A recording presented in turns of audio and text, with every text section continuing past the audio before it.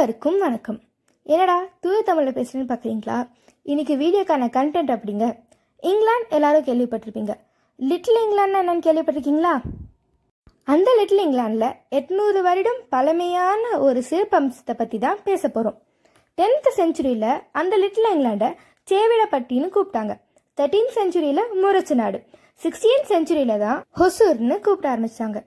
ஆமாம், நம்ம இன்னைக்கு ஹொசூரில் இருக்க 800 வருடம் பழமையான சிறப்பான ஒரு விஷயத்தை பற்றி தான் பேச போகிறோம். தெரிஞ்சிக்க ஆர்வமாக இருக்கா? அப்போ வாங்க வீடியோக்குள்ளே போகலாம். 800 ஆண்டு பழமையான கோவில் தான் நம்ம ஹொசூரின் அடையாளம்.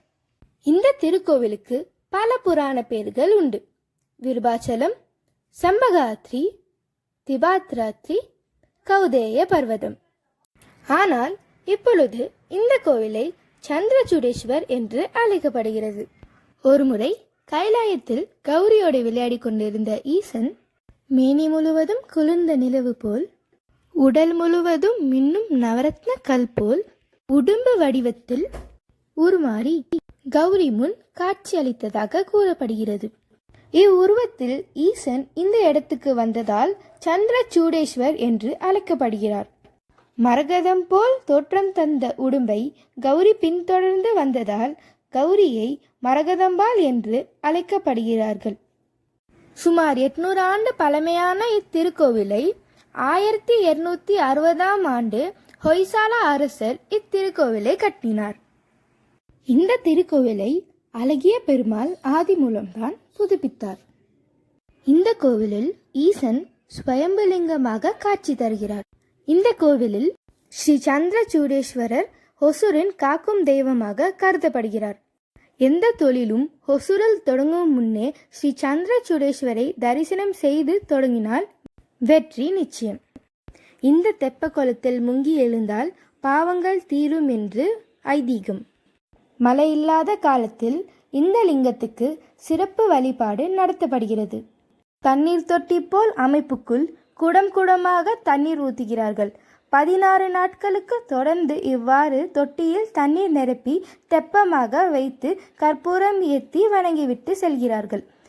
பின்பு சில மணி நேரங்களுக்குள் தண்ணீர் வற்றிவிட்டால் மழை வராது என்று பொருள். தண்ணீர் வற்றாமல் தெப்பம் போல் நின்றிருந்தால் அடுத்த சில நாட்களுக்கு மழை வரும் என்று ஐதீகம். அஷ்டதிக்க பாலர்கள் இந்திரன், அக்னி, யமன், நைருதி, வருணன், வாயு, குபேரன், ஈசான்யன் ஆகிய ஒருவரும் ஒரு திக்கில் உருவத்தோடும் வாகனத்தோடும் இந்த கோவிலில் உள்ளார் என்பது தனி சிறப்பு. பல லட்ச பேர் பங்கெடுக்கும் விசேஷமான விழாதான் ஸ்ரீ சந்திரசூடேஸ்வர தேர் திருவிழா. இந்த தேர் திருவிழா மார்ச் மாதத்தில் 15 நாட்களுக்கு நடக்கும். இந்த தேர் திருவிழாவின் முதல் நாள் ஸ்ரீ சந்திரசூடேஸ்வரருக்கும் பார்வதி தேவிக்கும் திருக்கல்யாண வைபோகம் நடக்கிறது. இந்த கல்யாண வைபோகத்துக்கு மறுநாள் ஸ்ரீ சந்திரசூடேஸ்வரரும் பார்வதி தேவியும் இந்த திருத்தேரில் திருவீதி உலா வந்து பக்தர்களுக்கு அருள் அளிப்பதே தேர் திருவிழாவாக கொண்டாடப்படுகிறது.